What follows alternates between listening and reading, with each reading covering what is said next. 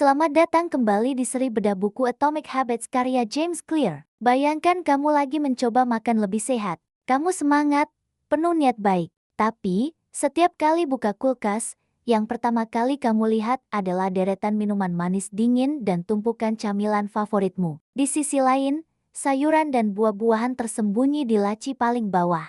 Kamu ingin berubah, tapi lingkunganmu seolah berkata sebaliknya. Rasanya seperti berenang melawan arus, kan? James Clear punya satu kalimat kunci yang sangat kuat. Kamu tidak akan bisa mengubah kebiasaan kalau kamu tidak bisa melihatnya. Inilah inti dari hukum pertama Atomic Habits yang akan kita bedah tuntas di episode keempat ini. Make it obvious, jadikan kebiasaan terlihat. Karena rahasia perubahan seringkali bukan dimulai dari seberapa besar niatmu, tapi dari apa yang kamu lihat setiap hari. Jadi, mari kita mulai. Pernahkah kamu sadar betapa banyak hal yang kamu lakukan secara otomatis? Coba pikirkan, saat alarm berbunyi, mungkin tanganmu langsung meraih ponsel tanpa berpikir. Saat merasa sedikit lapar, kakimu melangkah otomatis ke dapur membuka kulkas. Saat merasa bosan di tengah pekerjaan, jarimu sudah lincah membuka media sosial. Semua ini terjadi begitu saja, tanpa perlu perintah sadar dari otak. Inilah yang disebut kebiasaan autopilot. Karena kebiasaan-kebiasaan ini berjalan di bawah radar kesadaran kita sering tidak tahu mengapa tujuan kita tidak tercapai. Kita merasa sudah berusaha, tapi hasilnya nihil. James Clear menekankan, sebelum kamu bisa mengubah sebuah kebiasaan, kamu harus menyadarinya terlebih dahulu. Kamu tidak bisa memperbaiki kerusakan pada mesin yang bahkan tidak kamu tahu ada. Kesadaran adalah langkah pertama, fondasi dari semua perubahan yang akan kita bangun. Tanpa kesadaran, kita hanya akan terus mengulang pola yang sama berulang kali, seperti hamster yang berlari di rodanya. Lalu, bagaimana caranya kita bisa melihat kebiasaan-kebiasaan tak terlihat ini? James Clear memperkenalkan sebuah alat yang sangat sederhana tapi luar biasa efektif. Namanya Habit Scorecard atau papan skor kebiasaan. Caranya sangat mudah, dan kamu bisa melakukannya sekarang juga. Ambil selembar kertas atau buka catatan di ponselmu. Lalu tulislah semua aktivitas yang kamu lakukan secara berurutan dari pagi sampai malam. Misalnya, bangun tidur, buka ponsel, minum air, pergi ke toilet, sikat gigi, scroll media sosial, sarapan, berangkat kerja, dan seterusnya. Tulis semuanya, sekecil apapun itu. Setelah daftarnya selesai, beri tanda di samping setiap kebiasaan. Beri tanda centang untuk kebiasaan baik yang mendukung tujuanmu, tanda silang untuk kebiasaan buruk yang menghambatmu, dan tanda strip untuk kebiasaan yang netral. Contohnya, bangun tidur itu netral, minum air itu baik, tapi scroll media sosial selama 30 menit sebelum beranjak dari kasur, mungkin itu buruk. Latihan ini bukan untuk menghakimi atau membuatmu merasa bersalah.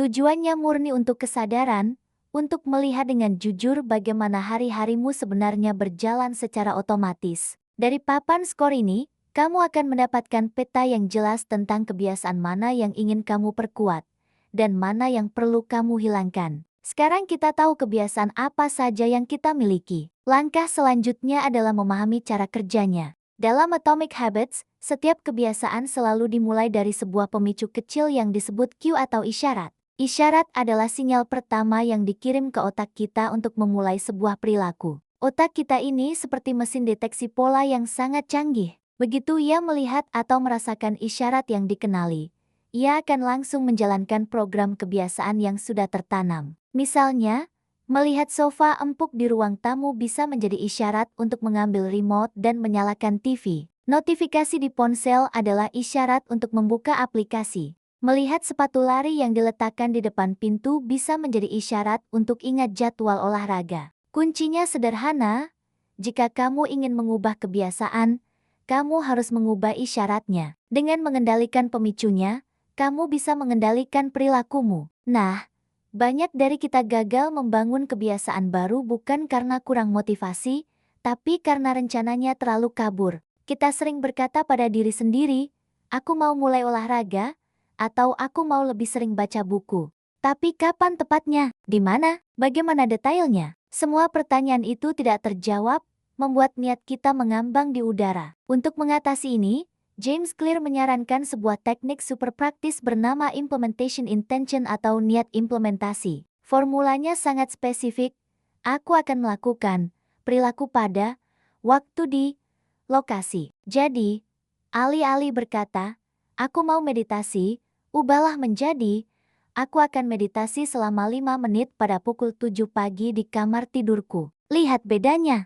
Rencana yang kabur menjadi sangat jelas dan konkret. Kebiasaanmu kini punya alamat waktu dan tempat di dalam jadwalmu. Otakmu tidak perlu lagi bingung dan menunda-nunda karena ia sudah punya peta yang sangat jelas tentang apa yang harus dilakukan, kapan, dan di mana. Ini adalah cara sederhana untuk mengubah niat menjadi tindakan nyata. Tapi, bagaimana kalau jadwalmu sudah padat dan rasanya mustahil menambahkan satu kegiatan baru lagi? Tenang.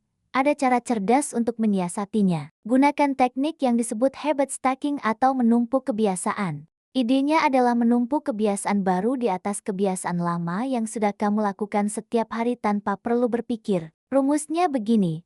Setelah aku melakukan kebiasaan lama, aku akan melakukan kebiasaan baru. Contohnya, setelah aku selesai menyikat gigi di pagi hari, aku akan langsung minum segelas air. Atau, setelah aku menyalakan komputer untuk bekerja, aku akan menulis satu kalimat pertama untuk tugasku. Menyikat gigi dan menyalakan komputer adalah kebiasaan yang sudah mapan. Dengan menempelkan kebiasaan baru tepat setelahnya, kamu meminjam momentum dari kebiasaan lama.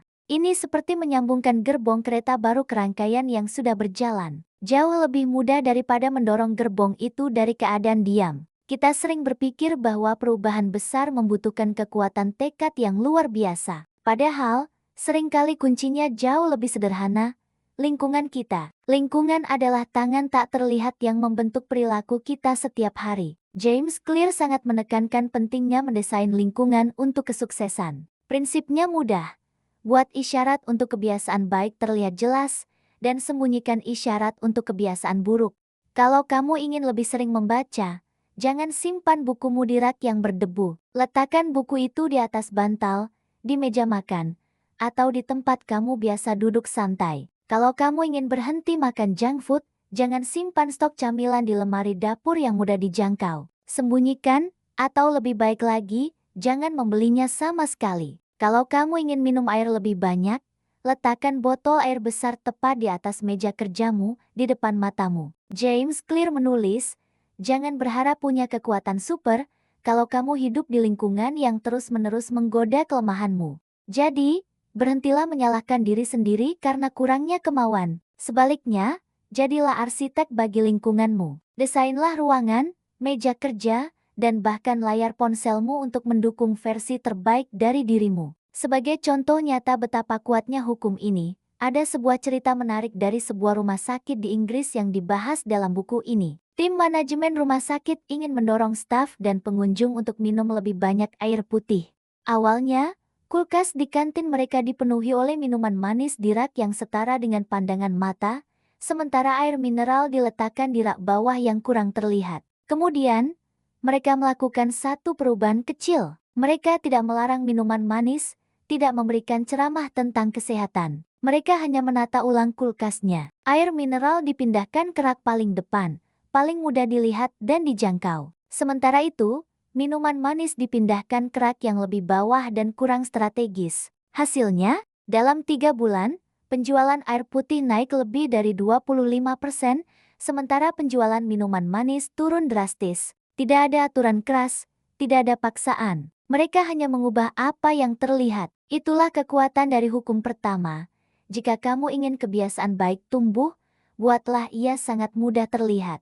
Jadi, setelah mendengar semua ini, mari kita rangkum. Sebelum kamu berusaha keras menambah niat dan memompa motivasi, coba berhenti sejenak dan lihat sekelilingmu. Apa yang kamu lihat setiap hari? Apa isyarat yang kamu sebarkan di lingkunganmu? Karena kebiasaanmu tidak hanya ditentukan oleh kekuatan tekad di dalam dirimu, tetapi juga oleh apa yang kamu biarkan ada di sekitarmu. Dengan mengubah isyarat di sekitarmu, kamu bisa mengubah kebiasaanmu. Dan dengan mengubah kebiasaanmu, kamu bisa mengubah hidupmu. Pesan untuk dibawa pulang dari episode ini adalah, make it obvious. Jadikan hal-hal baik begitu terlihat sehingga kamu tidak bisa mengabaikannya, dan biarkan hal-hal buruk perlahan memudar dari pandanganmu. Terima kasih sudah menyimak episode keempat ini. Semoga bermanfaat dan bisa langsung kamu praktikkan. Jangan lupa untuk subscribe agar tidak ketinggalan episode berikutnya, di mana kita akan membahas hukum kedua, make it attractive. Sampai jumpa!